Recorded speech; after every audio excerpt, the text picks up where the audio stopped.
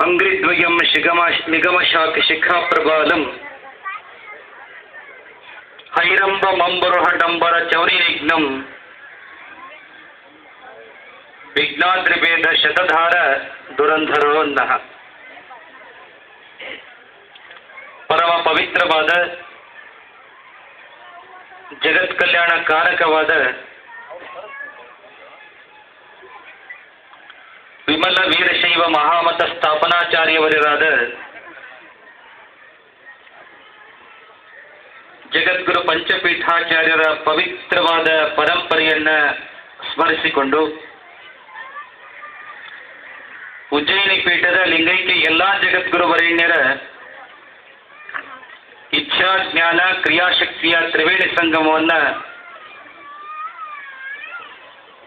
ಹೃದಯ ಮಂದಿರದಲ್ಲಿ ಸ್ಥಾಪಿಸಿಕೊಂಡು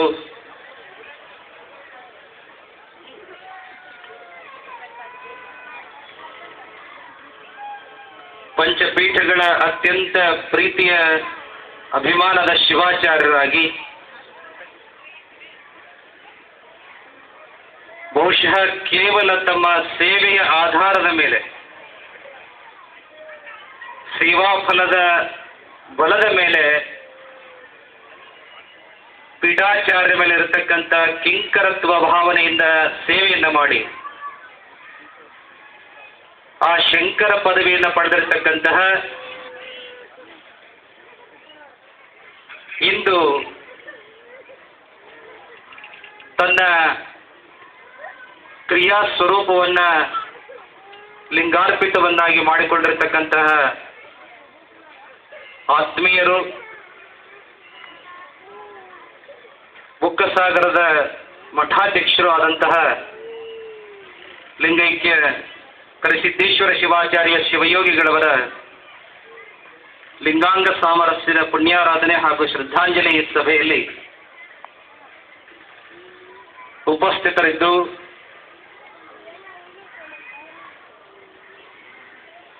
ಈ ಸಮಾರಂಭದಲ್ಲಿ ತಮ್ಮ ನಾಂದಿ ನುಡಿಯ ಮೂಲಕ ಲಿಂಗೈಕ್ಯ ಶಿವಾಚಾರ್ಯ ಚೇತನಕ್ಕೆ ಅಪರೂಪದ ಗೌರವ ನುಡಿಗಳನ್ನು ಸಮರ್ಪಣೆ ಮಾಡಿರುವ ಆತ್ಮೀಯರಾದ ಎಮ್ಮಿಗನೂರು ಹಂಪೆ ಸಾವಿರ ದೇವರ ಮಠಾಧ್ಯಕ್ಷರಾದ ಶಟಸ್ಥಲ ಬ್ರಹ್ಮಿ ವಾಮದೇವ ಮಹಂತ ಶಿವಾಚಾರ್ಯ ಸ್ವಾಮೀಜಿಯವರ ನುಡಿ ನಮನವನ್ನು ಸಮರ್ಪಣೆ ಮಾಡಿರುವ ಮಳಲಿಯ ಪಟ್ಟಾಧ್ಯಕ್ಷರೇ, ರೌಳಕುಂದ ಹಿರೇಮಠದ ಪಟ್ಟಾಧ್ಯಕ್ಷರೇ, ಲಿಂಗೈಕ್ಯ ಶಿವಾಚಾರ್ಯರ ಬಗ್ಗೆ ಕಾವ್ಯ ವಾಚನವನ್ನು ಮಾಡಿರ್ತಕ್ಕಂತಹ ಹೆಬ್ಬಾಳದ ಪಟ್ಟಾಧ್ಯಕ್ಷರೇ, ಈ ಸಮಾರಂಭದಲ್ಲಿ ಉಪಸ್ಥಿತರಿರುವ ಎಲ್ಲ ಹಿರಿಯ ಕಿರಿಯ ಶಿವಸ್ವರೂಪಿಗಳಾದ ಹರಗುರು ಚರಮೂರ್ತಿಗಳವರೇ, ಶ್ರೀಮಠದ ಪಟ್ಟಾಧ್ಯಕ್ಷರೇ, ವೈದಿಕ ಬಳಗವೇ, ಮಹೇಶ್ವರ ಬಳಗವೇ, ಬುಕ್ಕಸಾಗರ ಹಾಗೂ ಸುತ್ತಮುತ್ತಲಿನ ಅನೇಕ ಗ್ರಾಮಗಳಿಂದ ಲಿಂಗೈಕ್ಯ ಶಿವಾಚಾರ್ಯರಿಗೆ ಗೌರವ ಸಮರ್ಪಣೆಯನ್ನ ಮಾಡಲಿಕ್ಕೆ ಆಗಮಿಸಿದಂಥ ಸಮಸ್ತ ಸದ್ಭಕ್ತ ಧರ್ಮಾಭಿಮಾನಿಗಳೇ, ವಾತ್ಸಲ್ಯ ಮೂರ್ತಿಗಳಾದ ತಾಯಿಂದರೇ, ಮುದ್ದು ಮಕ್ಕಳೇ, ಸುದ್ದಿ ಮಾಧ್ಯಮದ ಪ್ರತಿನಿಧಿಗಳವರೇ, ಆರಕ್ಷಕ ಬಳಗದವರೇ, ಈ ಸಮಾರಂಭವನ್ನ ಜ್ಯೋತಿ ಪ್ರಜ್ವಲನೆ ಮಾಡುವುದರ ಮುಖಾಂತರವಾಗಿ ಉದ್ಘಾಟಿಸಿ ಲಿಂಗೈಕ್ಯ ಶಿವಾಚಾರ್ಯರ ಬಗ್ಗೆ ಅತ್ಯಂತ ಹೃದಯಸ್ಪರ್ಶಿಯಾದ ಮಾತುಗಳನ್ನ ಈ ಸಭೆಯಲ್ಲಿ ನಿವೇದನೆ ಮಾಡಿರ್ತಕ್ಕಂತಹ ಈ ಭಾಗದ ಜನಪ್ರಿಯ ಸಂಸದರಾದ ಶ್ರೀಯುತ ಶಿವರಾಮೇಗೌಡರವರೇ, ಬಹುಶಃ ಇಷ್ಟೆಲ್ಲ ಅಪಾರವಾಗಿರತಕ್ಕಂಥ ಜನಸಾಗರ ವೇದಿಕೆಯ ಮೇಲೆ ನೂರಾರು ಸಂಖ್ಯೆಯ ಹರಗುರು ಚರಮೂರ್ತಿಗಳವರು, ಪ್ರಸ್ತುತ ಉಜ್ಜಯಿನಿ ಜಗದ್ಗುರುಗಳವರು, ಲಿಂಗೈಕ್ಯ ಬಾಲ ತಪಸ್ವಿ ಶಟಸ್ಥಲ ಬ್ರಹ್ಮಿ ಕರಸಿದ್ದೇಶ್ವರ ಶಿವಾಚಾರ್ಯ ಸ್ವಾಮೀಜಿಯವರ ಶ್ರದ್ಧಾಂಜಲಿ ಸಮಾರಂಭದಲ್ಲಿ ಅವರ ದಿವ್ಯ ಚೇತನಕ್ಕೆ ಚಿರಶಾಂತಿಯನ್ನು ಕೋರೋದಕ್ಕೆ ಎಲ್ಲರೂ ಕೂಡ ಬಂದಿರತಕ್ಕಂಥವ್ರು ಆಗಿದ್ದಾರೆ ಅಂತಕ್ಕಂಥ ಮಾತನ್ನಲ್ಲಿ ತಿಳಿಸಬೇಕಾಗ್ತದೆ. ಪ್ರಥಮವಾಗಿ ಅವರ ಲಿಂಗೈಕ್ಯ ಚೇತನದ ಆತ್ಮಕ್ಕೆ ಪ್ರಸ್ತುತ ಉಜ್ಜಯಿನಿ ಜಗದ್ಗುರುಗಳವರು ಮಾತ್ರ ಅಲ್ಲ, ಎಲ್ಲ ಜಗದ್ಗುರು ಪಂಚಪೀಠಾಚಾರ್ಯರ ಕೃಪಾಕಾರುಣ್ಯದ ಫಲವಾಗಿ ಅವರೆಲ್ಲರ ಆಶೀರ್ವಾದದ ಬಲದಿಂದ ಆ ಚೇತನ ಸದಾಕಾಲ ಶಿವಯೋಗವನ್ನು ಹೊಂದಲಿ, ಶಿವ ಸಾನ್ನಿಧ್ಯದಲ್ಲಿ ಒಂದು ನಂದಾದೀಪವಾಗಿ ಬೆಳಗಲಿ, ಆ ಚಿರಂತನವಾಗಿರ್ತಕ್ಕಂಥ ಆ ಆತ್ಮಕ್ಕೆ ಪರಮಾತ್ಮನ ಆತ್ಮಶಾಂತಿಯ ಸುಖ ಲಭಿಸಲಿರತಕ್ಕಂತಹ ತೋಹೃದಯದ ಅನಂತ ಮಂಗಲಾಶೀರ್ವಾದಗಳನ್ನ ಜಗದ್ಗುರು ಪಂಚಾಚಾರ್ಯರ ಪರವಾಗಿ ನಾವು ಕರುಣಿಸ್ತಕ್ಕಂಥವರಾಗಿದ್ದೇವೆ. ಜೊತೆಗೆ ಅವರ ಅತ್ಯಂತ ಪರಿತಾಪವಾದಂಥ ಅಗಲಿಕೆಯ ನೋವನ್ನು ಶ್ರೀಮಠದ ಪ್ರಸ್ತುತ ಪಟ್ಟಾಧ್ಯಕ್ಷರಿಗೆ ಭರಿಸ್ತಕ್ಕಂಥ ಶಕ್ತಿಯನ್ನ, ಅದರ ಜೊತೆಗೆ ಅವರೆಲ್ಲರ ಅನುಯಾಯಿಗಳಾಗಿ ಶಿಷ್ಯರಾಗಿ ಅವರನ್ನ ಮನೋಮಂದಿರದಲ್ಲಿ ಹೃದಯ ಮಂದಿರದಲ್ಲಿ ಗುರುವಿನ ಮಾರ್ಗದರ್ಶಕರ ನಿರ್ದೇಶಕರ ಸ್ಥಾನವನ್ನ ಏನು ಕೊಟ್ಟವರನ್ನ ಆರಾಧಿಸ್ತಿದ್ರಿ, ಅಪಾರ ಸಂಖ್ಯೆಯ ಏನು ಭಕ್ತರಿಗೆ ನೋವಾಗಿದೆ, ನಿಮ್ಮೆಲ್ಲರಿಗೂ ಕೂಡ ಆ ವಿಷಾದವನ್ನ, ಆ ನೋವನ್ನ, ಅಗಲಿಕೆಯನ್ನ ಸಹಿಸ್ತಕ್ಕಂಥ ಶಕ್ತಿಯನ್ನು ಕೂಡ ಆ ಭಗವಂತ ಕರುಣಿಸ್ಲಿ ಅನ್ನತಕ್ಕಂಥ ಮಾತನ್ನು ಕೂಡ ಈ ಸಂದರ್ಭದಲ್ಲಿ ಸಮಸ್ತರಿಗೂ ಕೂಡ ಕರುಣಿಸ್ತಕ್ಕಂಥವರಾಗಿದ್ದೇವೆ.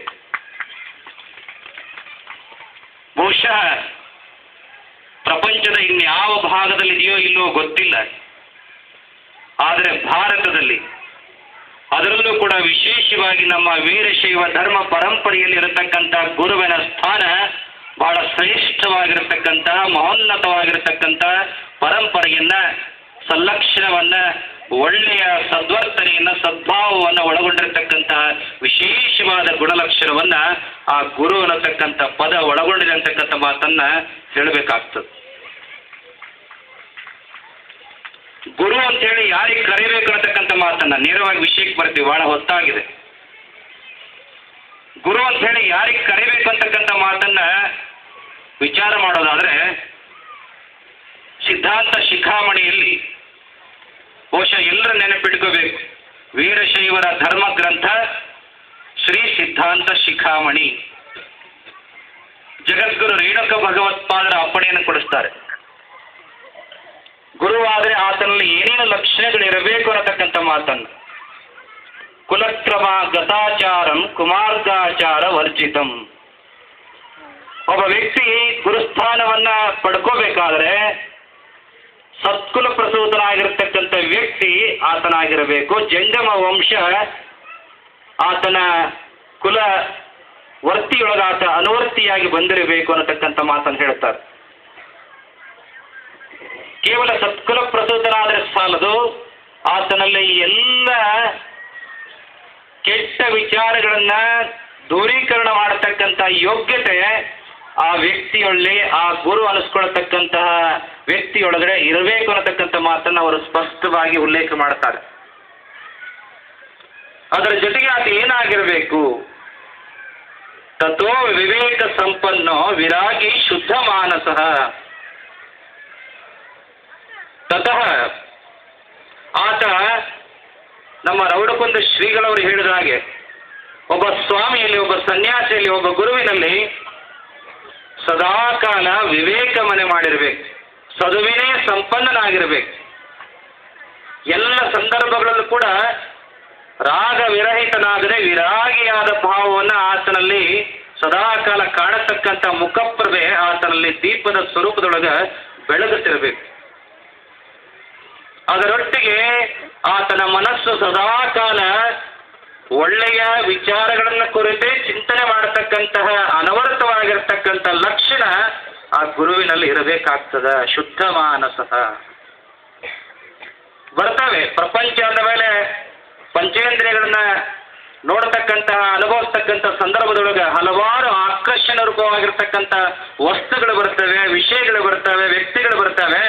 ಅವೆಲ್ಲವುಗಳಿಗೂ ಕೂಡ ದೂರೀಕೃತನಾಗಿ ಯಾವುದೇ ರಾಗ ಭಾವವನ್ನು ಹೊಂದದೆ ಸದಾಕಾಲ ವಿರಾಗ ಭಾವದಿಂದ ಸಮನ್ವಯತೆಯ ಭಾವದಿಂದ ಅವುಗಳನ್ನು ನೋಡತಕ್ಕಂತಹ, ಅವುಗಳನ್ನು ದೂರೀಕರಿಸ್ತಕ್ಕಂತಹ, ಅವುಗಳನ್ನು ತುಚ್ಛೀಕರಿಸ್ತಕ್ಕಂತಹ ಶುದ್ಧವಾದ ಮನಸ್ಸನ್ನ ಆ ವ್ಯಕ್ತಿ ತನ್ನೊಳಗಡೆ ಹೊಂದಿರಬೇಕಾಗ್ತದ. ಶುದ್ಧ ಮಾನಸಃ. ಇಷ್ಟೇ ಅಲ್ಲ, ಉಪೈತಿ ಲೋಕವಿಖ್ಯಾತಂ ಲೋಭ ಮೋಹ ವಿವರ್ಜಿತಂ. ಈ ಜಗತ್ತಿಗೆ ಬೇಕಾದಂತಹ ಎಲ್ಲ ವಿದ್ಯೆಗಳನ್ನ, ಭಕ್ತನ ಭವಬಂಧನವನ್ನ ದೂರ ಮಾಡತಕ್ಕಂಥ ಅನೇಕ ಶಾಸ್ತ್ರಗಳನ್ನ ಓದಿ ಆತ ವಿಖ್ಯಾತನಾಗಿರಬೇಕು, ಖ್ಯಾತನಾಗಿರಬೇಕು, ಪ್ರಸಿದ್ಧನಾಗಿರಬೇಕು.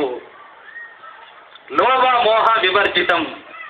ಬಹುಶಃ ಇವತ್ತಿನ ಪ್ರಚಲಿತ ಸನ್ನಿವೇಶದೊಳಗೆ ನಾವು ಬಹಳ ವಿಷಾದದಿಂದ ಹೇಳ್ತಕ್ಕಂಥ ಸಂಗತಿ ಏನಂದ್ರೆ, ಗುರುವಾದಂಥವನಿಗೆ ಯಾವ ರೀತಿಯಾಗಿರ್ತಕ್ಕಂಥ ಸ್ವಭಾವ ಇರಬೇಕಂದ್ರೆ, ಒಬ್ಬ ಭಕ್ತ ಏನೂ ಕೊಡಲಾರದೆ ತನ್ನ ಅಂತಃಕರಣ ಪೂರ್ವಕವಾಗಿ ನಿರ್ಮಲ ಭಾವದಿಂದ, ಶರಣಾಗತಿ ಭಾವದಿಂದ, ಬಡತನ ಇರ್ತದೆ, ಏನೋ ಇಲ್ಲದೆ ಕೇವಲ ನಮಸ್ಕಾರ ಮಾಡೋದಕ್ಕೆ ಬರ್ತಾನೆ. ಆತನದು ಕೂಡ ಒಂದು ಭಕ್ತಿನೇ. ಇದ್ದವನು 1 ರೂಪಾಯಿ ಕೊಡ್ತಾನೆ, 10 ರೂಪಾಯಿ ಕೊಡ್ತಾನೆ. ಸ್ವಲ್ಪ ಚೆನ್ನಾಗಿದ್ದವನು ಹಲವಾರು ಕಡೆ ದುಡಿಮೆ ಇರತಕ್ಕಂಥವನು ಏನೆಲ್ಲ ಕೊಡ್ತಾನೆ, 10,000 ಕೊಡ್ತಾನೆ, 1,00,000 ರೂಪಾಯಿ ಕೊಡ್ತಾನೆ. ಆದರೆ ಗುರುವಿನ ಸ್ವಭಾವ, ಗುರುವಿನ ದೃಷ್ಟಿ, ಗುರುವಿನ ಸ್ವೀಕಾರಾರ್ಹ ಭಾವ ಹೇಗಿರ್ಬೇಕಂದ್ರೆ, 1 ರೂಪಾಯಿ ಕೊಟ್ಟವನನ್ನ, 1,00,000 ರೂಪಾಯಿ ಕೊಟ್ಟವನನ್ನ, ಏನೂ ಕೊಡದೆ ನಮಸ್ಕಾರ ಮಾಡಿದವನನ್ನ ಏಕರೂಪದಲ್ಲಿ ಕಾಣತಕ್ಕಂಥ ಸ್ವಭಾವ ಆ ಗುರುವಿನಲ್ಲಿರಬೇಕಾಗ್ತದೆ. ಆ ಗುರುವಿನಲ್ಲಿರಬೇಕಾಗ್ತದೆ. ಯಾವುದೇ ಭೇದ ಭಾವಗಳನ್ನ ನೋಡಬಾರ್ದು. 1,00,000 ರೂಪಾಯಿ ಕೊಟ್ಟವನನ್ನ ಪಕ್ಕದಲ್ಲಿ ಕುಳಿಸ್ಕೋದಲ್ಲಾಗ್ಲಿ, 10 ರೂಪಾಯಿ ಕೊಟ್ಟವನನ್ನ ನೆಲದಲ್ಲಿ ಕುಳಿಸೋದಾಗ್ಲಿ, ಏನೋ ಕೊಡದೆ ಇರುವನ್ನ ಮಾತಾಡಿಸದೇ ಇರತಕ್ಕಂಥ ಗುಣವಾಗ್ಲಿ ಗುರುವಿನಲ್ಲಿ ಇರಬಾರದು.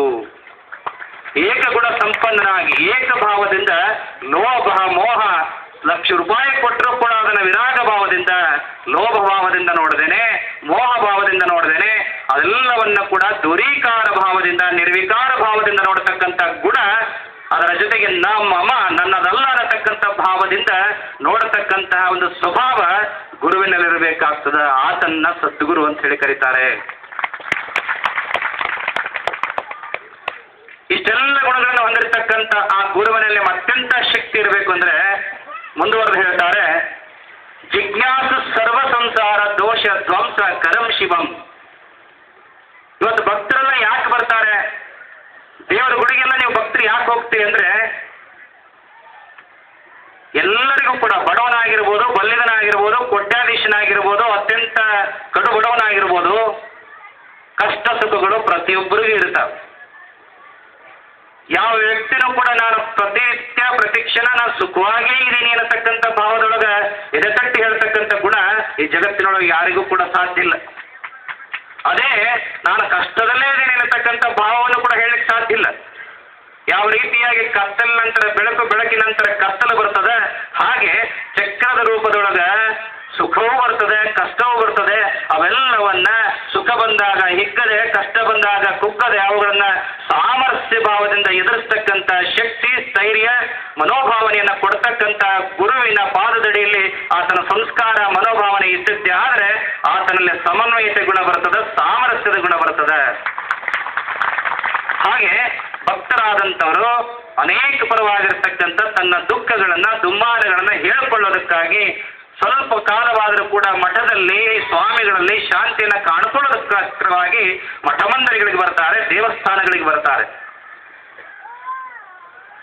ಆ ಬಂದಂತಹ ಭಕ್ತರ ಯಾವುದೇ ರೀತಿಯಾಗಿರ್ತಕ್ಕಂತಹ ಆಳಿಕೆಯನ್ನ, ಅಂದ್ರೆ ಯಾವುದೇ ರೀತಿಯಾಗಿರ್ತಕ್ಕಂಥ ನೋವನ್ನ ತನ್ನ ಹಸ್ತ ಮಾತ್ರದಿಂದ, ಅವರಿಗೆ ಆಶೀರ್ವಾದ ಮಾತ್ರದಿಂದ ಅದನ್ನು ದೂರ ಮಾಡತಕ್ಕಂಥ ಶಕ್ತಿ ಗುರುವಿನಲ್ಲಿರಬೇಕಾಗ್ತದೆ.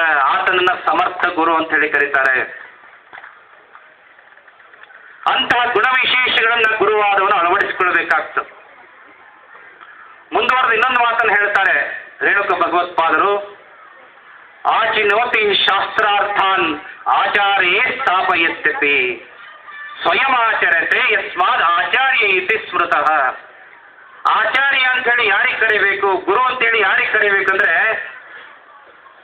ಭಕ್ತರಾದಂಥವನು ಯಾವುದೇ ಸಂದರ್ಭ, ಹಗಲಾಗ್ಬೋದು, ರಾತ್ರಿ ಆಗ್ಬೋದು, ಯಾವ ಕ್ಷಣದಲ್ಲಿ ಯಾವ ಸಮಸ್ಯೆಯನ್ನು ಹೇಳಿಕೊಂಡು ತನ್ನ ಹತ್ರ ಬರ್ತಾನೆ, ಅದು ಯಾವುದೇ ರೂಪದ ಸಮಸ್ಯೆ ಆಗಿರ್ಬೋದು, ಆಯಾ ರೂಪದ ಸಮಸ್ಯೆಗಳನ್ನ ಆಯಾ ರೀತಿಯ ಶಾಸ್ತ್ರಗಳಿಂದ ಉತ್ತರಿಸಿ ಆ ಭಕ್ತನ ಕಷ್ಟವನ್ನು ನಿವಾರಣೆ ಮಾಡಿ ಆತನಿಗೆ ಮನಸ್ಸನ್ನು ಸಂತುಷ್ಟ ಮಾಡತಕ್ಕಂಥ ಗುಣ, ಶಾಸ್ತ್ರ ಸ್ವಭಾವ, ಶಾಸ್ತ್ರಗಳ ಸಂಪನ್ನ ಆಚಾರ್ಯನಾದವನಲ್ಲಿ ಇರಬೇಕಾಗ್ತದೆ. ಅಂದ್ರೆ ಸಕಲ ಶಾಸ್ತ್ರಗಳನ್ನ ಬಲ್ಲಿದನಾದಂತಹ ಯೋಗ್ಯತೆ ಸದ್ಗುರುವಿನಲ್ಲಿ ಬೇಕಾಗ್ತದ.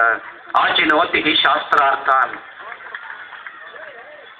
ಕೇವಲ ಎಲ್ಲ ವಿದ್ಯೆಗಳನ್ನ ಕಲಿತರೆ ಮಾತ್ರ ಸಾಲದು, ಅವೆಲ್ಲವನ್ನ ಅಳವಡಿಸಿಕೊಂಡ ಮಾತ್ರ ಸಾಲದು.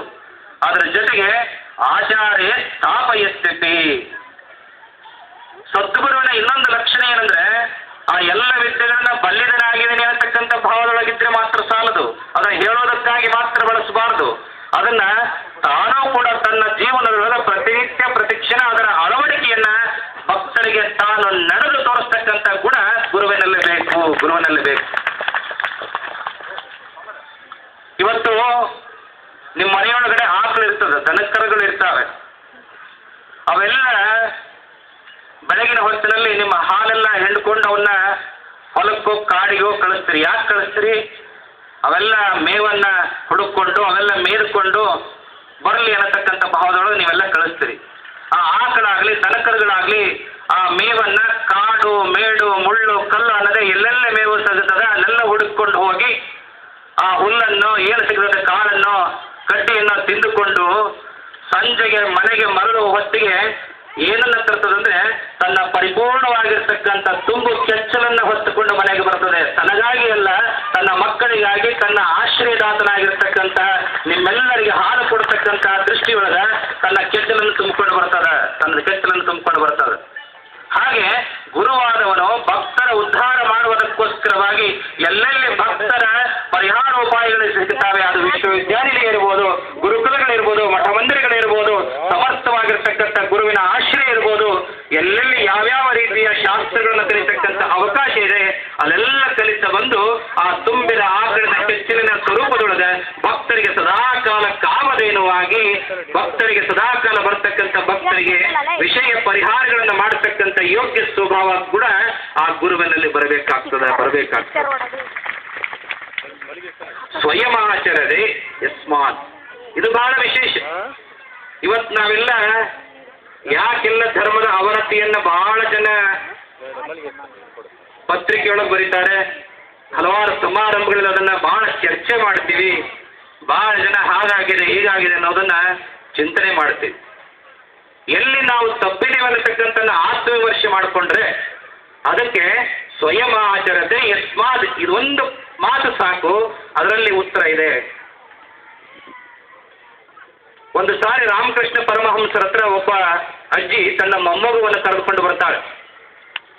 ಬಂದು ಅವ್ರ ಹತ್ರ ಒಂದು ದೂರ ಹೇಳ್ತಾಳೆ, ನೋಡಿ ಸ್ವಾಮಿಗಳೇ, ನನ್ನ ಮೊಮ್ಮಗ ಬಹಳ ಬೆಲ್ಲ ತಿನ್ನುತ್ತಾನೆ, ಎಷ್ಟು ಹೇಳಿದ್ರು ಕೂಡ ಬಿಡೋದಿಲ್ಲ, ಈಗಾಗಲೇ ಅವನಲ್ಲಿರ್ತಕ್ಕಂಥ ಹಲ್ಲುಗಳೆಲ್ಲ ಹಾಳಾಗಿ ಹೋಗಿದ್ದಾವೆ, ಡಾಕ್ಟರ್ ಹತ್ರ ಹೇಳಿಸಿದ್ವಿ, ಅವನಿಗೆ ಕಲಿಸ್ತಕ್ಕಂಥ ಟೀಚರ್ ಹತ್ರ ಹೇಳಿಸಿದ್ವಿ, ದೊಡ್ಡವರ ಹತ್ರ ಹೇಳಿಸಿದ್ವಿ, ನಾವು ಕೂಡ ಹೇಳಿದ್ವಿ, ಆದ್ರೆ ಅವನು ತಿನ್ನೋದು ಬಿಡುವಲ್ಲ.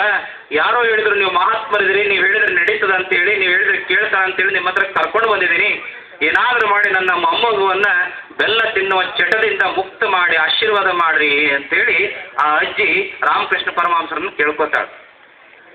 ರಾಮಕೃಷ್ಣ ಪರಮಹಂಸರಿಗೆ ಒಂದು ಕ್ಷಣ ಚಿಂತೆ ಆಗ್ತದೆ. ವಿಚಾರ ಮಾಡಿ ಅವ್ರು ಹೇಳ್ತಾರೆ, ಅಜ್ಜಿ ಆಯ್ತು ನೋಡೋಣ, ಒಂದು ವಾರ ಬಿಟ್ಟು ಬಾ ನೀನು ಅಂತ ಹೇಳಿ ಆ ಅಜ್ಜಿಗೆ ಹೇಳ್ತಾರೆ. ಅಜ್ಜಿ ಹೋದ ಮೇಲೆ ವಿಚಾರ ಮಾಡಿ ತಮ್ಮದೇ ಆಗಿರ್ತಕ್ಕಂಥ ಒಂದು ಕಾರ್ಯ ಸಾಧನೆಯನ್ನು ಅವ್ರು ಮಾಡ್ತಾರೆ. ಒಂದು ವಾರ ಬಿಟ್ಟು ಆ ಮುದುಕಿ ಬರ್ತಾಳೆ ಮೊಮ್ಮಗನ ಕರ್ಕೊಂಡು. ಆವಾಗ ರಾಮಕೃಷ್ಣ ಪರಮಹಂಸರ ಆ ಮೊಮ್ಮಗುವನ್ನ ಮುಂದೆ ಕರೆದು ಅದನ್ನ ತದೇಕ ದೃಷ್ಟಿಯಿಂದ ಆ ಮಗುವನ್ನ ದಿಟ್ಟಿಸಿ ನೋಡಿ ಆ ಮಗುವಿಗೆ ಹೇಳ್ತಾರೆ, ಮಗು ಬೆಲ್ಲ ತಿನ್ನುವುದು ಒಳ್ಳೆಯದಲ್ಲ, ಬಿಟ್ಟು ಬಿಡು ಅನ್ನತಕ್ಕಂಥ ಮಾತನ್ನ ಆ ಮಗುವಿಗೆ ಹೇಳ್ತಾರೆ. ಆ ಮಗು ತಕ್ಷಣವೇ ಆಯ್ತು ಸ್ವಾಮಿ, ಇವತ್ತಿಂದ ತಿನ್ನೋದಿಲ್ಲ ಅಂತಕ್ಕಂಥ ಮಾತನ್ನು ಹೇಳಿ ಆ ರಾಮಕೃಷ್ಣ ಪರಮಹಂಸರಿಗೆ ನಮಸ್ಕಾರ ಮಾಡ್ತಾನೆ.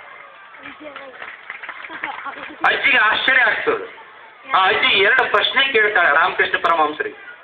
ಒಂದನೇದು, ಸ್ವಾಮಿ ಒಂದೇ ಒಂದು ಮಾತು ಹೇಳಿದ್ರಿ, ಅದೇನೊಂದು ಕ್ಷಣದ ಮಾತು, ಬೆಲ್ಲ ತಿನ್ಬೇಡ ಬಿಟ್ಟು ಬಿಡು ಅಂತೇಳಿ ನನ್ನ ಮೊಮ್ಮಗನಿಗೆ, ಅದನ್ನ ಇವತ್ತು ಹೇಳಿದ್ರಲ್ಲ, ಅದನ್ನೇ ಅವತ್ತು ಯಾಕೆ ಹೇಳಿಲ್ಲ, ಒಂದು ವಾರ ಬಿಟ್ಟು ಯಾಕೆ ಹೇಳಿದ್ರಿ? ಮತ್ತೆ ನೀವು ಹೇಳಿದ ಒಂದೇ ಒಂದು ಮಾತಿನಿಂದ ನನ್ನ ಮೊಮ್ಮಗ ಯಾಕೆ ಒಪ್ಕೊಂಡ, ಇವೆರಡು ಪ್ರಶ್ನೆಗೆ ಉತ್ತರ ಹೇಳ್ರಿ ಅಂತೇಳಿ ಆ ಅಜ್ಜಿ ಕೇಳ್ತದೆ.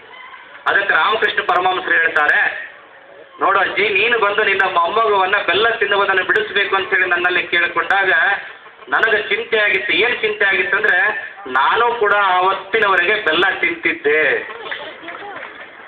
ನಾನೇ ಬೆಲ್ಲ ತಿಂತೀನಿ ಅಂದಾಗ ಇನ್ನೊಬ್ಬರಿಗೆ ಬೆಲ್ಲ ತಿನ್ನಬೇಡ ಅಂತ ಹೇಳಲಿಕ್ಕೆ ನನಗೇನು ಅಧಿಕಾರ ಅದ? ನನಗೇನು ಹಕ್ಕದ?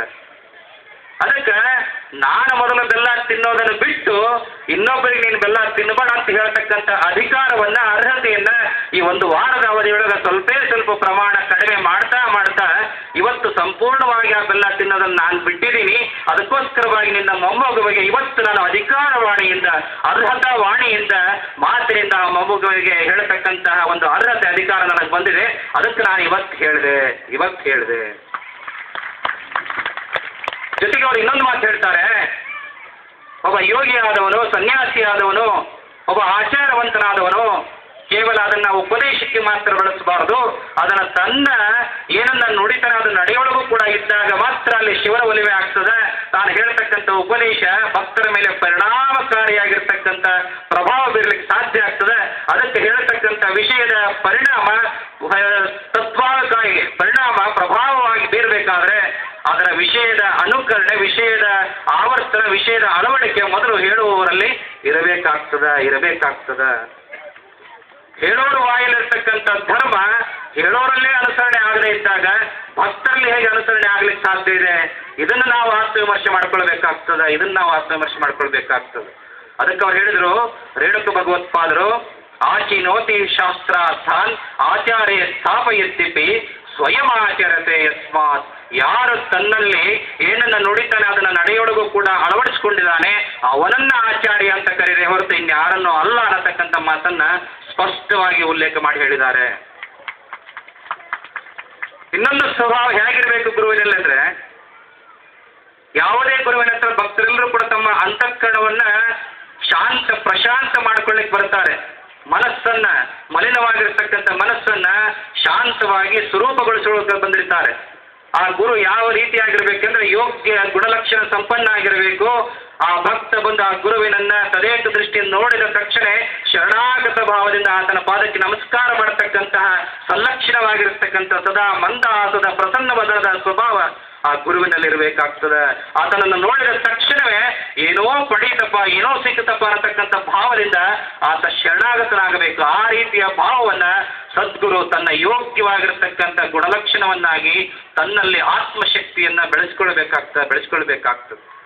ಈ ಮಾತನ್ನ ನಾವು ಯಾಕೆ ಹೇಳಿದ್ವಿ ಅಂದ್ರೆ, ಬಹುಶಃ ಶತಸ್ತ್ರ ಬ್ರಹ್ಮಿ ಕಲಿಸಿದ್ದೇಶ್ವರ ಶಿವಾಚಾರ್ಯ ಸ್ವಾಮೀಜಿಯವರು ಯಾವುದೇ ಮಠ ಮಂದಿರಗಳಿಗೆ ಹೋಗಿ ಓದಲಿಲ್ಲ, ಯಾವುದೇ ವಿಶ್ವವಿದ್ಯಾನಿಲಯಗಳಲ್ಲಿ ಪದವಿ ತಗೊಳ್ಳಿಲ್ಲ, ಯಾರದೂ ಹತ್ರ ಶಾಸ್ತ್ರಗಳನ್ನ ಕಲೀಲಿಲ್ಲ. ಬಹುಶಃ ಇದೆಲ್ಲದಕ್ಕೂ ಕೂಡ ಅಪವಾದವಾಗಿ ಒಬ್ಬ ಸಮನ್ವಯಾಚಾರ್ಯ, ಅತ್ಯಂತ ಪ್ರಭಾವಿ ಪಂಡಿತ ವರಕವಿ ವಾಗೀಶರ ಹತ್ರ ಅವರ ತಂದೆ ತಾಯಿಗಳು ಬಿಟ್ಟು ಬರ್ತಾರೆ ಆ ಮಗುವನ್ನ ಚಿಕ್ಕ ವಯಸ್ಸಿನಲ್ಲಿ. ಏನಂತ ಬಿಟ್ಟು ಬರ್ತಾರೆ? ದನಕರುಗಳನ್ನ ಕಲೀಲಿಕ್ಕೆ ಹೋಗ್ತಾನೆ, ಶಾಲೆಗೆ ಹೋಗಂದ್ರೆ ಹೋಗುವಲ್ಲ, ಏನಾದರೂ ಮಾಡಿ ಈ ಮಗುವನ್ನು ನಾವು ಒಳ್ಳೆಯ ದಾರಿಯತ್ತ ಸಾಗಿಸಬೇಕು. ಅವತ್ತಿನ ಕಾಲದಲ್ಲಿ ವಾಗೀಶ ಪಂಡಿತಾರಾಧ್ಯರದ ಬಹುದೊಡ್ಡ ಹೆಸರು ಇರ್ತದೆ. ಆ ಸಂದರ್ಭದೊಳಗೆ ಅವರ ತಂದೆ ತಾಯಿಗಳು ಒಯ್ದು ಆ ಒಂದು ಬೆಳಲಗೆರೆಯಿಂದ ಕರ್ಕೊಂಡು ಹೋಗಿ ಅವರನ್ನ ಬಿಟ್ಟು ಬರ್ತಾರೆ ವಾಗೀಶ ಪಂಡಿತಾರಾಧ್ಯರ ಹತ್ರ. ಯಾವಾಗ ವಾಗೀಶ ಪಂಡಿತಾರಾಧ್ಯರನ್ನ ಬುಕ್ಕಸಾಗರದ ಈ ಲಿಂಗೈಕ್ಯ ಶಿವಾಚಾರ್ಯ ನೋಡ್ತಾರೆ, ಅವ್ರಿಗೆ ಏನೋ ಒಂದು ರೀತಿಯೊಳಗೆ ಆನಂದ ಸಿಕ್ಕಂಗಾಗ್ತದೆ. ಆ ಕ್ಷಣದಿಂದ, ಆ ಬಾಲ್ಯದ ವಯಸ್ಸಿನಿಂದ ಅವರ ಸೇವೆಯನ್ನು ಪ್ರಾರಂಭ ಮಾಡ್ತಾರೆ. ಸುಮಾರು 40 ವರ್ಷಗಳವರೆಗೆ, ಅದಕ್ಕಿಂತಲೂ ಹೆಚ್ಚು ವಾಗೀಶ ಪಂಡಿತಾರಾಧ್ಯರನ್ನ ಕಣ್ಣಲ್ಲಿ ಕಣ್ಣಿಟ್ಟು ರಕ್ಷಣೆಯನ್ನು ಮಾಡಿರ್ತಕ್ಕಂತಹ, ಅವರು ಏನು ವಾಕ್ಯವನ್ನು ಆದೇಶ ಮಾಡ್ತಾರೆ ಅದನ್ನ ತಲೆಯ ಮೇಲೆ ಹೊತ್ತು ಪಾಲಿಸಿರ್ತಕ್ಕಂತಹ ಕಿಂಕರ ಸ್ವಭಾವದ ಶಿವಾಚಾರ್ಯ ಯಾರಾದರೂ ಇದ್ರೆ ಲಿಂಗೈಕ್ಯ ಕರಿಸಿದ್ದೇಶ್ವರ ಶಿವಾಚಾರ್ಯ ಸ್ವಾಮೀಜಿಯವರು ಅಂತಕ್ಕಂಥ ಮಾತನ್ನ ಇಲ್ಲಿ ಸ್ಪಷ್ಟವಾಗಿ ಹೇಳಬೇಕಾಗ್ತದೆ. ಯಾಕೆಂದ್ರೆ ಎಂತಹ ಆಪತ್ತಿನ ಸನ್ನಿವೇಶಗಳಲ್ಲಿ ಆ ಪೀಠದ ಪೀಠಾಚಾರ್ಯನ, ಆ ಪೀಠವನ್ನು ರಕ್ಷಣೆ ಮಾಡಿರ್ತಕ್ಕಂತಹ ಒಂದು ಬಹುದೊಡ್ಡ ಶ್ರೇಯ ಲಿಂಗೈಕ್ಯ ಶಿವಾಚಾರ್ಯರಿಗೆ ಸಲ್ತಕ್ಕಂಥದ್ದನ್ನ ನಾವು ಬಹಳ ಹೆಮ್ಮೆಯಿಂದ, ಬಹಳ ಸಂತೋಷದಿಂದ ಹೇಳ್ತಕ್ಕಂಥವರಾಗಿದ್ದೇವೆ. ಅದರಲ್ಲೂ ಕೂಡ ವಿಶೇಷವಾಗಿ ಅದೇ ವಾಗೀಶ ಪಂಡಿತಾರಾಧ್ಯರ ಪೂರ್ವಾಶ್ರಮದ ಮನೆತನದವರೇ ನಾವು ಆಗಿರೋದ್ರಿಂದ ಬಹುಶಃ ಬಾಲ್ಯದಲ್ಲಿ ನಮ್ಮನ್ನು ಎತ್ತಿ ಬೆಳೆಸಿರ್ತಕ್ಕಂತಹ, ಎತ್ತಿ ಆಡಿಸಿರ್ತಕ್ಕಂತಹ ಅತ್ಯಂತ ಮಮತಾಮಯಿ ಮಾತೃತ್ವದ ಸ್ವಭಾವ ಲಿಂಗೈಕ್ಯ ಸಿದ್ದೇಶ್ವರ ಶಿವಾಚಾರ್ಯ ಸ್ವಾಮೀಜಿಯವರು ಅಂತಕ್ಕಂಥ ಮಾತನ್ನು ಕೂಡ ಈ ಸಂದರ್ಭದಲ್ಲಿ ನಾವು ಕೂಡ ಬಹಳ ಸಂತೋಷದಿಂದ ಹೇಳ್ತಕ್ಕಂಥವರಾಗಿದ್ದೇವೆ.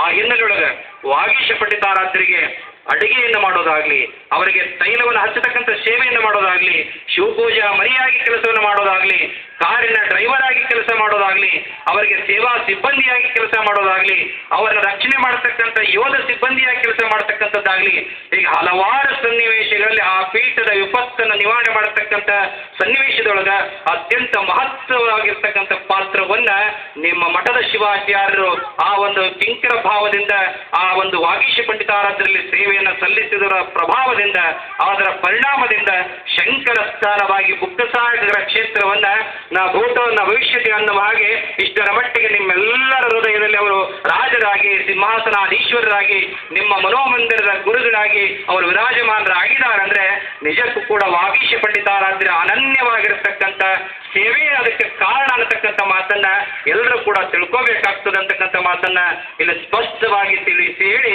ನಿಜಕ್ಕೂ ಕೂಡ ಒಂದು ಮಾತು ನೆನಪಿಗೆ ಬರ್ತದೆ. ವಾಗೀಶ ಪಂಡಿತಾರಾಧ್ಯರ ಜೊತೆಗಿದ್ದಾಗ ಯಾವಾಗಲೂ ಕೂಡ ಒಂದು ಮಾತು ಹೇಳ್ತಿದ್ರಂತೆ, ಎಷ್ಟರ ಮಟ್ಟಿಗೆ ಅವರ ಗುರು ಸೇವೆ ಇತ್ತು ಅಂದ್ರೆ ಯಾವುದಾದ್ರೂ ಪ್ರಸಾದವನ್ನು ಯಾರಾದರೂ ಮನೆಯಲ್ಲಿ ಮಾಡಿದ್ದೆ ಆದರೆ ಅವತ್ತಿನ ಕಾಲದಲ್ಲಿ ಪೀಠದ ಹಿತಶತ್ರುಗಳು, ಪೀಠದ ವಿರೋಧಿಗಳು ಬಹಳ ಜನ. ಆ ಸಂದರ್ಭದೊಳಗೆ ಎಲ್ಲಾದರೂ ಅಪರಿಚಿತ ಪ್ರದೇಶದೊಳಗೆ ಊಟ ಮಾಡತಕ್ಕಂಥ ಸಂದರ್ಭ ಬಂದರೆ ಮೊಟ್ಟ ಮೊದಲು ತಾವು ಪ್ರಸಾದ ಮಾಡಿ ಆ ಪ್ರಸಾದ ಸರಿಯಾಗಿದೆ, ಏನಾದರೂ ಆಗೋದಿದ್ರೆ ನನಗಾಗಲಿ ಅನ್ನತಕ್ಕಂಥ ಭಾವದಿಂದ ಮೊದಲು ತಾವು ಪ್ರಸಾದ ಸ್ವೀಕಾರ ಮಾಡಿ ಅನಂತರ ಗುರುವಿಗೆ ನೈವೇದ್ಯ ಮಾಡತಕ್ಕಂಥ ಕೆಲಸವನ್ನ ಬುಕ್ಕಸಾಗರದ ಶಿವಾಚಾರ್ಯರು ಮಾಡ್ತಿದ್ರು ಅಂತಕ್ಕಂಥ ಮಾತನ್ನ. ಇನ್ನೊಂದು ಮಾತು, ಯಾವುದೇ ಅಪರಿಚಿತ ಪ್ರದೇಶಗಳಿಗೆ ಹೋಗೋದಾದ್ರೆ ಮೊದಲು 100 ಅಡಿ ತಾವು ಪ್ರಯಾಣ ಬೆಳೆಸಿ. ಆಗ 36 ಸಾರಿ ವಾಗೀಶ ಪಂಡಿತಾರಾಧ್ಯರು ಶ್ರೀಶೈಲಕ್ಕೆ ತಮ್ಮ ಪಾದಯಾತ್ರೆ ಮೂಲಕವಾಗಿ ನಡೆದಂತಹ ಸನ್ನಿವೇಶ ಇತ್ತು. ಆ ಸಂದರ್ಭದಲ್ಲಿ ಸುಮಾರು ಸಾರಿ ಇವರ ಸಹವರ್ತಿಗಳಾಗಿ ಅವರು ಕೂಡ ಹೋಗಿರತಕ್ಕಂಥ ಸಂದರ್ಭದಲ್ಲಿ ಸುಮಾರು 100 ಅಡಿ ಮೊದಲು ಇವರು ಪ್ರಯಾಣ ಮಾಡಬೇಕು. ಆ ನಂತರದಲ್ಲಿ ಯಾವುದೋ ಸನ್ನಿಯನ್ನ ಶಿಳ್ಳೆಯನ್ನು ಹಾಕಿ ಅವರ ಕರದ ಮೇಲೆ ಸನ್ನಿಧಿಯವರು ಹೋಗ್ತಕ್ಕಂಥ ಸನ್ನಿವೇಶಗಳನ್ನ ಅನೇಕ ಸಲ ಶ್ರೀಪೀಠದ ಏಜೆಂಟ್ ಆಗಿರತಕ್ಕಂಥ ಗುರುಸಿದ್ಧ ಸ್ವಾಮಿಗಳವರು ನಮ್ಮೊಂದಿಗೆ ಹಂಚಿಕೊಂಡಿದ್ದನ್ನು ಇವತ್ತಿನ ದಿವಸ ನೆನಪಿಸಬೇಕಾಗ್ತದೆ. ಒಂದು ಸಂದರ್ಭದಲ್ಲಿ ಈ ಮಾತನ್ನು ಯಾಕೆ ಹೇಳ್ತೇವೆ ಅಂದ್ರೆ, ಅರಿಸ್ಟಾಟಲ್ ಅನ್ನತಕ್ಕಂಥವ ಅಲೆಕ್ಸಾಂಡರ್ನ ಗುರು. ಅಲೆಕ್ಸಾಂಡರು ಬಹುಶಃ ಈ ಪ್ರಪಂಚ ಕಂಡ ಬಹುದೊಡ್ಡ ಚಕ್ರವರ್ತಿವ. ಒಂದು ಸಾರಿ ದೊಡ್ಡ ಹೊಳೆಯನ್ನು ದಾಟತಕ್ಕಂಥ ಸಂದರ್ಭ ಬರ್ತದೆ. ಆ ಸಂದರ್ಭದೊಳಗೆ ಅರಿಸ್ಟಾಟಲ್ ಮತ್ತು ಅಲೆಕ್ಸಾಂಡರ್ ಎಲ್ಲರೂ ಕೂಡ ಹೋಗ್ತಿರ್ತಾರೆ. ಆವಾಗ ಅರಿಸ್ಟಾಟಲ್ ನಾನು ಹೋಗಬೇಕು ಅಂತೇಳಿ ಗುರು ಮೊದಲು ದಾಟಬೇಕು ಹೊಳೆಯನ್ನು ಅಂತಕ್ಕಂಥ ಮಾತನ್ನು ವಿಚಾರ ಮಾಡಿದಾಗ ಅಲೆಕ್ಸಾಂಡರ್ ಒಂದು ಮಾತು ಹೇಳ್ತಾನೆ, ಗುರುಗಳೇ ನೀವು ಇಲ್ಲಿ ನಿಂತ್ಕೊಳ್ರಿ, ನಾನು ಮೊದಲು ಹೊಳೆಯನ್ನು ದಾಟ್ತೇನೆ, ಆನಂತರ ನೀವು ಬರಬೇಕು ಅಂತಕ್ಕಂಥ ಮಾತನ್ನು ಅವ್ರಿಗೆ ಹೇಳ್ತಾನೆ ವಿನಮ್ರ ಪೂರ್ವಕವಾಗಿ. ತಾನು ಹೊಳೆಯನ್ನು ಹೇಗೋ ದಾಟ್ತಾನೆ, ಆ ಕಡೆ ದಾಟಿದ ಮೇಲೆ ಆ ದಡದಿಂದ ಕೂಗ್ತಾನೆ, ಗುರುಗಳೇ ನೀವಿನ್ನ ಬರ್ಬೋದು ಅಂತಕ್ಕಂಥ ಮಾತನ್ನು ಹೇಳ್ತಾನೆ. ಅವಾಗ ಅರಿಸ್ಟಾಟಲ್ ಕೂಡ ಹೊಳೆಯನ್ನು ದಾಟಿ ಈ ಕಡೆ ಬಂದ ಮೇಲೆ ಅಲೆಕ್ಸಾಂಡರ್ನ ಕೇಳ್ತಾರೆ, ಏನಯ್ಯ ಅಲೆಕ್ಸಾಂಡರ್, ಒಟ್ಟಿಗೆ ಬರ್ಬೋದಿತ್ತು ಅಥವಾ ನಾನೇ ಮೊದಲು ಬರ್ತಿದ್ದೆ, ಯಾಕೆ ಈ ರೀತಿ ಮಾಡಿದೆ ನೀನು ಅಂತಕ್ಕಂಥ ಮಾತನ್ನ ಹೇಳಿದಾಗ ಇವತ್ತ್ಯಾಕೆ ನಮ್ಮ ಮಾತನ್ನು ನೀನು ಮೀರಿದೆ ಅಂತಕ್ಕಂಥ ಮಾತನ್ನು ಕೇಳ್ತಾರೆ. ಅವಾಗ ಅಲೆಕ್ಸಾಂಡರ್ ಹೇಳ್ತಾನೆ, ಗುರುಗಳೇ, ನನ್ನಂತ ಸಾವಿರಾರು ದೊರೆಗಳನ್ನ ಈ ಜಗತ್ತಿನೊಳಗ ನೀವು ಆಶೀರ್ವಾದ ಮಾಡತಕ್ಕಂಥ ಶಕ್ತಿಯನ್ನ ಈ ಗುರುಚರಣದಲ್ಲಿ ನಿಮ್ಮಲ್ಲಿ ಇರತಕ್ಕಂಥದ್ದನ್ನು ನಾನು ಕಂಡಿದ್ದೇನೆ. ನನ್ನಂತರ ಸಾವಿರಾರು ಜನ ಹುಟ್ಟಬಹುದು, ಆದರೆ ನಿಮ್ಮಂತಹ ಗುರುಗಳು ಮತ್ತೊಮ್ಮೆ ದೊರಕಲಿಕ್ಕೆ ಸಾಧ್ಯ ಇಲ್ಲ. ಅದಕ್ಕೋಸ್ಕರವಾಗಿ ಏನಾದರೂ ಆಗೋದಿದ್ರೆ ಮೊದಲು ನನಗಾಗಲಿ, ನಾನು ಹೊಡೆಯಲು ಏನಾದರೂ ಆಗಲಿ, ನಾನು ಹೋದ ಮೇಲೆ ರಕ್ಷಣಾತ್ಮಕವಾಗಿ ಇಲ್ಲಿ ತೊಂದರೆ ಇಲ್ಲ ಅನ್ನತಕ್ಕಂಥ ಭಾವದೊಳಗೆ ನೀವು ಆನಂತರ ಬರಲಿ ಅನ್ನತಕ್ಕಂಥ ಭಾವದಿಂದ ನಾನು ಕರೆದಿದ್ದೇನೆ ಹೊರತು ಅನ್ಯಥಾ ಯಾವ ಭಾವದಿಂದ ಇಲ್ಲ ಅನ್ನತಕ್ಕಂಥ ಮಾತನ್ನು ಅವರಲ್ಲಿ ನಿವೇದನೆ ಮಾಡ್ಕೋತಾನೆ. ಅದಕ್ಕೆ ಅಂತ ಅಪರೂಪದ ಜಗದ್ಗುರುಗಳ ಸೇವೆಯನ್ನು ಮಾಡಿ ಕಾಶಿ ಜಗತ್ತು ವಿಶ್ವೇಶ್ವರ ಶಿವಾಚಾರ್ಯರ ಕೃಪಾ ಕಂದರೂ ಕೂಡ ಅವರಾಗಿ ಇಷ್ಟೊಂದು ಜನಮಾನಸದಲ್ಲಿ ಗುರುವಾಗಿ ಅತ್ಯಂತ ಪ್ರೀತಿಯ ದೈವವಾಗಿ ನಿಮ್ಮೆಲ್ಲರನ್ನ ಸಂದೇಶ ರೂಪವಾಗಿ, ಆಶೀರ್ವಾದ ರೂಪವಾಗಿ, ಕಾರುಣ್ಯ ರೂಪವಾಗಿ ಹರಕೆಯನ್ನು ನೀಡತಕ್ಕಂಥ ಮಹಾಗುರುವಾಗಿ ಇವತ್ತಿನ ದಿವಸ ಶ್ರೀ ಮಠದ ಜೀರ್ಣೋದ್ಧಾರಕ್ಕಾಗಿ ಹಗಲಿರುಳು ಶ್ರಮಿಸಿರತಕ್ಕಂತಹ ಶ್ರೇಯಸ್ಸು ಲಿಂಗೈಕ್ಯ ಬುಕ್ಕಸಾಗರದ ಕರಿಸಿದ್ದೇಶ್ವರ ಶಿವಾಚಾರ್ಯರ ಅತ್ಯಂತ ಮಹೋತ್ತರವಾಗಿರತಕ್ಕಂಥ ಚೇತನಕ್ಕೆ ಸಲ್ಲುತ್ತದೆ ಅಂತಕ್ಕಂಥ ಮಾತನ್ನ ಈ ಸಂದರ್ಭದಲ್ಲಿ ತಿಳಿಸಿ, ಅತ್ಯಂತ ಪವಿತ್ರವಾಗಿರತಕ್ಕಂಥ ತಮ್ಮ ಪೂರ್ಣ ಜೀವನವನ್ನ 86 ವರ್ಷಗಳ ಅವಧಿಯೊಳಗ ಕಳೆದುಕೊಂಡಿದ್ದಾರೆ ಅಂತಕ್ಕಂಥ ಮಾತನ್ನ, ತುಂಬ ಜೀವನವನ್ನ ಅನೇಕ ಜಗದ್ಗುರು ವರೇಣ್ಯರ ಸೇವೆಯನ್ನು ಮಾಡಿ ಪಂಚಪೀಠಾಚಾರ್ಯ ಅನವರ್ತವಾಗಿರತಕ್ಕಂಥ ಸೇವಾ ಕಾರ್ಯವನ್ನು ಮಾಡಿ ಈ ಒಂದು ಊರಿನಲ್ಲಿ ಪಂಚಪೀಠಾಧೀಶ್ವರ ಉತ್ಸವವನ್ನು ಮಾಡಿ ಉತ್ತಮವಾಗಿರತಕ್ಕಂತಹ ಶಿವಾಚಾರ್ಯರಿಗೆ ನೂತನದ ಉತ್ತರಾಧಿಕಾರವನ್ನು ಕೊಟ್ಟು ಈ ಎಲ್ಲ ಮಠಗಳ ಕೀರ್ತಿಯನ್ನ ಯಶೋಪ್ರಾಯಕ್ಕೆ ಯಶೋಗಾಥೆಯನ್ನು ಮಾಡಿರ್ತಕ್ಕಂಥ ಅಪರೂಪದ ಶ್ರೇಯಸ್ಸು ಲಿಂಗೈಕ್ಯ ಶಿವಾಚಾರ್ಯರಿಗೆ ಸಲ್ಲಬೇಕು ಅಂತಕ್ಕಂಥ ಮಾತನ್ನ ತಿಳಿಯಪಡಿಸಿ, ವಿಶೇಷವಾಗಿ ಎಲ್ಲ ಪೀಠಗಳ ಆಶೀರ್ವಾದ ಆಶೀರ್ವಾದದೊಂದಿಗೆ ಇಷ್ಟೆಲ್ಲ ಕೆಲಸ ಕಾರ್ಯಗಳನ್ನು ಅವ್ರು ಮಾಡ್ಕೊಂಡು ಬಂದಿದ್ದಾರೆ ಅಂತಕ್ಕಂಥ ಮಾತನ್ನ ತಿಳಿಸಿ ಹೇಳಿ ಬಹಳಷ್ಟು ಸಮಯ ಆಗಿದ್ರೂ ಕೂಡ ಇವತ್ತಿನ ದಿವಸ ಬಳ್ಳಾರಿ ಮಹಾನಗರದಲ್ಲಿ ಸುಮಾರು 5 ಕಡೆ ಲಿಂಗೈಕ್ಯ ಉಜ್ಜಯಿನಿ ಜಗದ್ಗುರು ಸಿದ್ಧಲಿಂಗ ಶಿವಾಚಾರ್ಯ ಭಗವತ್ಪಾದಂಗಳವರ ಪುಣ್ಯ ಸ್ಮರಣೆಯನ್ನ ಮಾಡತಕ್ಕಂಥ ಸನ್ನಿವೇಶದೊಳಗೆ ಅಲ್ಲೆಲ್ಲ ಭಾಗವಹಿಸಿ ಒಂದು ಬುಕ್ಕಸಾಗರ ಗ್ರಾಮಕ್ಕೆ ಬರತಕ್ಕಂಥ ಸನ್ನಿವೇಶ ನಮ್ಮದಾಗಿತ್ತು ಅನ್ನತಕ್ಕಂಥ ಮಾತನ್ನ ತತ್ಪೂರ್ವದಲ್ಲಿ ಬುಕ್ಕಾಂಬದಿ ಗ್ರಾಮ ತರೀಕೆರೆ ತಾಲೂಕು ಚಿಕ್ಕಮಗಳೂರು ಜಿಲ್ಲೆಯೊಳಗೆ ಸುಮಾರು 5 ದಿನಗಳ ಪರ್ಯಂತರವಾಗಿ ಶಿವಯೋಗ ಅನುಷ್ಠಾನವನ್ನು ಮಾಡಿ ನೇರವಾಗಿ ಬುಕ್ಕಸಾಗರಕ್ಕೆ ಬರತಕ್ಕಂಥ ಸನ್ನಿವೇಶವನ್ನು ಕೂಡ ನಾವು ನೋಡಿದಾಗ ನಿಜಕ್ಕೂ ಕೂಡ ಅವರ ಪ್ರೀತಿ ಅವರ ಆರೈಕೆ ಬಹಳಷ್ಟು ಒಂದು ನೇರವಾದ ಅತ್ಯಂತ ಹೃದಯ ಸ್ಪರ್ಶಿಯಾದ ಮಾತುಗಳನ್ನ ಲಿಂಗೈಕ್ಯ ಶಿವಾಚಾರ್ಯ ಒಳಗೊಂಡಿದ್ದರ ಫಲವಾಗಿ ಇವತ್ತಿನ ದಿವಸ ಉಜ್ಜಯಿನಿ ಪೀಠಾಧೀಶ್ವರರು ಕೂಡ ಬಂದು ಅವರ ಕೃಪಾ ಕಾರುಣ್ಯದ ಆರೈಕೆಗೆ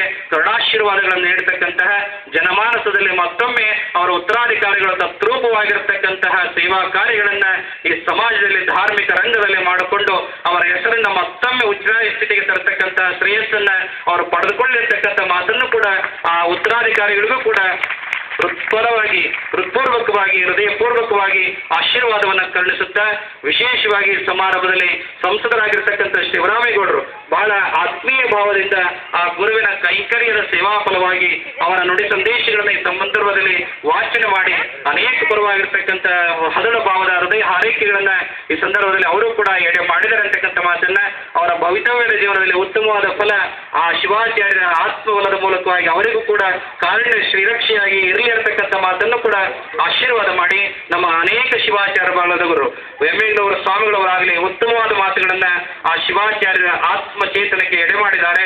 ಅದರ ಜೊತೆಗೆ ನಮ್ಮ ಪ್ರೌಢಕುಂದ ಹಿರಿಯ ಮಠದ ಶ್ರೀಗಳವರು ಹೆಬ್ಬಾಳದ ಶ್ರೀಗಳವರು ಅನೇಕ ಮಠಗಳ ಶಿವಾಚಾರ್ಯರು ಈ ಸಂದರ್ಭದಲ್ಲಿ ಉಪಸ್ಥಿತರಿದ್ದು ಲಿಂಗೈಕ್ಯರ ಆತ್ಮಕ್ಕೆ ಚಿರಶಾಂತಿಯನ್ನು ಕೋರತಕ್ಕಂಥ ಸನ್ನಿವೇಶದೊಳಗ ವೇದಿಕೆಯೊಳಗೆ ಶಿವಸ್ವರೂಪಿಗಳಾಗಿ ಉಪಸ್ಥಿತರಿದ್ದು ಎಲ್ಲರೂ ಕೂಡ ತಮ್ಮ ಹದಳು ಭಾವದ ಹಾರೈಕೆಯಿಂದ ಕಾರುಣ್ಯಗಳನ್ನ ಹಾರೈಕೆಗಳನ್ನ ಸೇರಿರ್ತಕ್ಕಂಥ ನಿಮ್ಮೆಲ್ಲರಿಗೂ ಕೂಡ ಕರುಣಿಸಿದ್ದಾರೆ ಅಂತಕ್ಕಂಥ ಮಾತನ್ನು ಕೂಡ ಇಲ್ಲಿ ತಿಳಿಯಪಡಿಸಿ ವಿಶೇಷವಾಗಿ ಅವರ ಅನುವರ್ತಿಗಳಾಗಿ ಹಲವಾರು ಊರುಗಳಿಂದ ಅನೇಕ ಜನ ಇಲ್ಲಿ ಆಗಮಿಸಿದ್ದಾರೆ. ನೀವೆಲ್ಲ ತಾಯಂದರು ಕೂಡ ಇಲ್ಲಿ ಸೇರಿದಿರಿ. ಎಲ್ಲರಿಗೂ ಕೂಡ ಸೇರಿರ್ತಕ್ಕಂಥವರಿಗೆ ಆ ಲಿಂಗೈಕ್ಯರ ಆತ್ಮಚೇತನದ ಬಲ ಒಂದು ವಿಶೇಷವಾಗಿರ್ತಕ್ಕಂಥ ಶಕ್ತಿ ನಿಮ್ಮೆಲ್ಲರಿಗೂ ಕೂಡ ಸಿಗಲಿ ಅನ್ನತಕ್ಕಂಥ ಮಾತನ್ನ ಹಾರೈಸಿ ವಿಶೇಷವಾಗಿ ಸೇರಿರ್ತಕ್ಕಂಥ ಸಮಸ್ತರಿಗೂ ಕೂಡ ಯಾರ್ಯಾರು ಏನೇನು ಸೇವೆಯನ್ನು ಮಾಡಿದಿರಿ ಈಗಾಗಲೇ ಪ್ರಕಟಣೆ ಮಾಡಿದ್ದಾರೆ. ದಾಸೋಹ ಸೇವೆ ಮಾಡಿದ್ದಾರೆ, ಅನ್ನ ದಾಸೋಹದ ಸೇವೆ ಮಾಡಿದ್ದಾರೆ, ಮಂಟಪದ ಸೇವೆ ಮಾಡಿದ್ದಾರೆ, ಅಮೃತ ಶಿಲಾಮೂರ್ತಿಯ ಸೇವೆಯನ್ನು ಮಾಡಿದ್ದಾರೆ. ಹೀಗೆ ಅನೇಕ ವಿಧವಾಗಿರ್ತಕ್ಕಂಥ ಸೇವೆಗಳನ್ನು ಮಾಡಿರ್ತಕ್ಕಂಥ ಸಮಸ್ತರಿಗೂ ಕೂಡ ವಿಶೇಷವಾಗಿ ಅವರಿವರೆಲ್ಲರೇ ಸಮಸ್ತರಿಗೂ ಜಗದ್ಗುರು ಪಂಚಾಚಾರ್ಯರ ಉಜ್ಜಯಿನಿ ಪೀಠದ ಲಿಂಗೈಕ್ಯ ಎಲ್ಲಾ ಜಗದ್ಗುರು ವರೇಣ್ಯರ ಹಾಗೂ ಕ್ಷೇತ್ರನಾಥ ಮರಳುಸಿದ್ದೇಶ್ವರ ಸ್ವಾಮಿಯ ಲಿಂಗೈಕ್ಯ ಕರಿಸಿದ್ದೇಶ್ವರ ಶಿವಾಚಾರ್ಯ ಸ್ವಾಮೀಜಿಯವರ ಹಾರೈಕೆ ಕಾರುಣ್ಯ ನಿಮ್ಮೆಲ್ಲರ ಮೇಲೆ ಸದಾಕಾಲ ಇದ್ದು ನಿಮ್ಮೆಲ್ಲರನ್ನು ಕೂಡ ಕಾಪಾಡಲಿ ಅನ್ನತಕ್ಕಂಥ ಮಾತನ್ನ ಸದ್ಭಕ್ತಿ ಸಂಪನ್ನರಾಗಿ ಶಿವಭಕ್ತಿ ಸಂಪನ್ನರಾಗಿ ನಿಮ್ಮೆಲ್ಲರನ್ನು ಕೂಡ ಕರುಣಿಸಲಿ ಅಂತಕ್ಕಂಥ ಮಾತನ್ನ ತಿಳಿಸಿ ಮತ್ತೊಮ್ಮೆ ಸರ್ವರಿಗೂ ಕೂಡ ಶುಭವನ್ನು ಹಾರೈಸಿ ನಮ್ಮ ಆಶೀರ್ವಚನಕ್ಕೆ ವಿರಾಮ ನೀಡ್ತಾ ಇದ್ದೀವಿ. ಓಂ ಶಾಂತಿ ಶಾಂತಿ ಶಾಂತಿ.